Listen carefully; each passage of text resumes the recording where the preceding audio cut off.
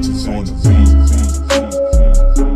Bonjour à tous, présentation de ma Speedway 5 totalement restylée et améliorée. Aujourd'hui je vous fais cette vidéo car après avoir acheté cette trottinette, je me suis aperçu qu'il y avait différents points négatifs sur lesquels il fallait absolument apporter des modifications.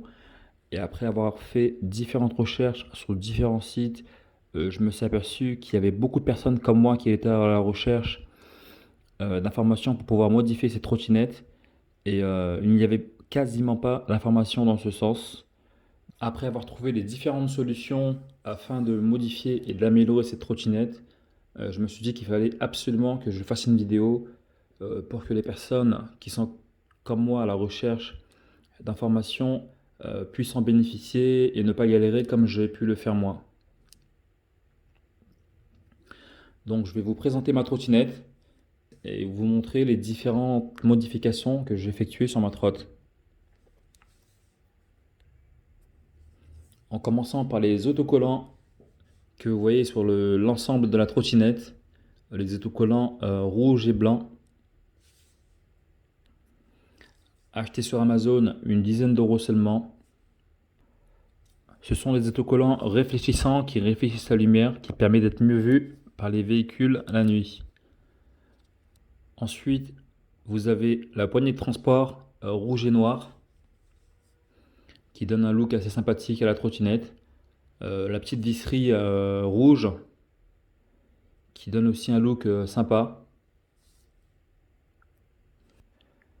Petite sacoche pour y mettre les différents accessoires de dépannage.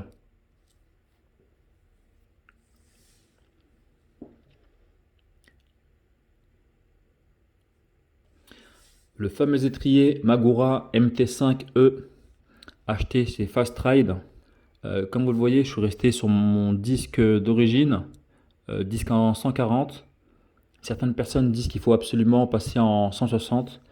Et moi, j'estimais que ce n'était pas forcément nécessaire. Il a juste fallu apporter une petite modification au niveau du support d'étrier. J'ai dilué le support de 3 mm afin que la garniture soit au au niveau du disque de frein pour avoir un freinage homogène. Et comme vous le voyez, j'ai dû acheter le fameux kit d'inverseur de banjo pour pouvoir inverser le banjo. C'était un peu limite. Voilà, il était à la base de ce côté-là. Et moi, je l'ai mis de ce côté-là. Et ça marche très bien, il n'y a pas de fuite.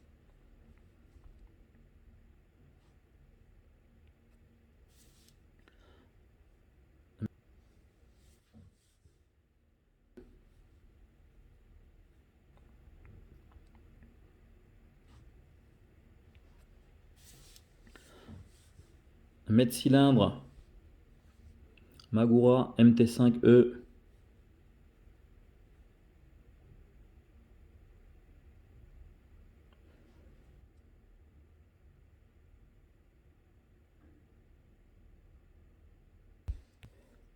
Comme vous le voyez, j'ai aussi changé mes poignées.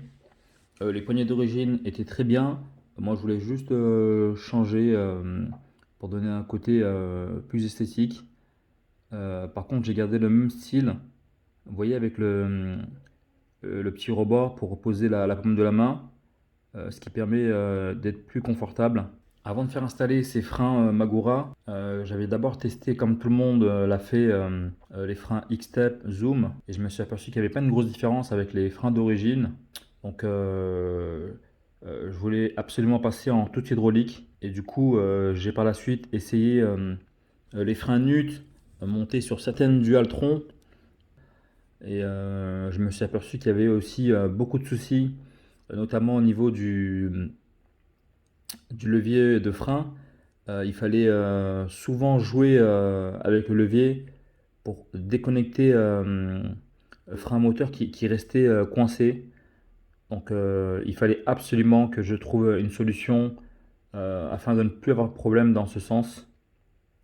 Donc j'ai trouvé, c'est ce qu'il y a de mieux à ce jour, les Magura MT5. Je pense que c'est ce qu'il y a de mieux au jour d'aujourd'hui dans le commerce. Contacteur de clé acheté également sur Amazon. Ça permet de couper le contact et d'éviter plus ou moins de se la faire voler par plus ou moins n'importe qui. Et bien évidemment, j'ai aussi changé l'accélérateur. Je trouve que c'est beaucoup plus simple d'accélérer comme ça plutôt que d'accélérer avec le petit doigt.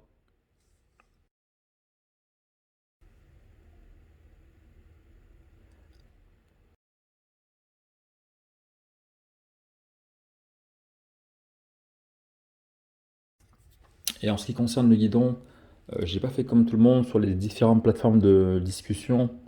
Je n'ai pas moi racheté une tige de guidon. J'ai préféré garder la tige d'origine. J'ai juste coupé la tige à ce niveau-là. Et à l'aide d'un adaptateur de potence, j'ai adapté la potence que vous voyez là. Ce qui m'a permis d'économiser environ 80 €, ce qui n'est pas négligeable.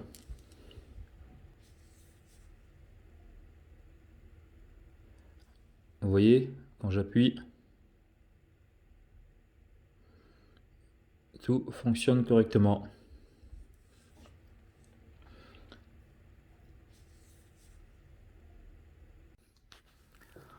Comme vous le voyez à l'arrière, je n'ai pas mis d'étrier Magura. J'avais tout simplement à la maison un étrier SLX de ce Shimano que j'ai donc installé. Et je trouve qu'il freine aussi bien, donc voilà. Ça m'a permis d'économiser 40 €, ce qui n'est pas négligeable. Il a fallu, juste comme à l'avant, effectuer une petite modification au niveau du support de l'étrier. Il a fallu poncer le support et y enlever 3 mm pour que la garniture soit au bon niveau, au niveau du disque, pour avoir une usure homogène de la garniture et pour avoir un freinage efficace.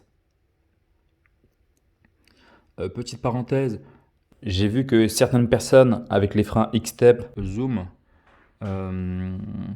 étant donné que la garniture de frein s'usait que sur une partie, se prenaient la tête à limer la garniture de frein. Moi j'ai trouvé une petite astuce. Comme je l'ai fait moi, il faut tout simplement limer le support de 3 mm afin de descendre la garniture au bon niveau, au niveau du disque.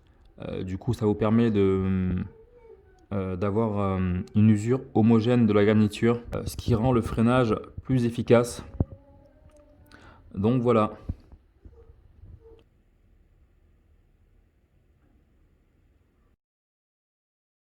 En ce qui concerne les amortisseurs, je trouve qu'ils font quand même le job. Donc je suis resté moi avec mes amortisseurs d'origine. Après, si vous avez des questions, si vous voulez vous aussi apporter des modifications sur la trotte et que vous voulez des informations sur comment adapter une nouvelle potence ou changer le système de freinage, n'hésitez pas, je vous répondrai avec plaisir.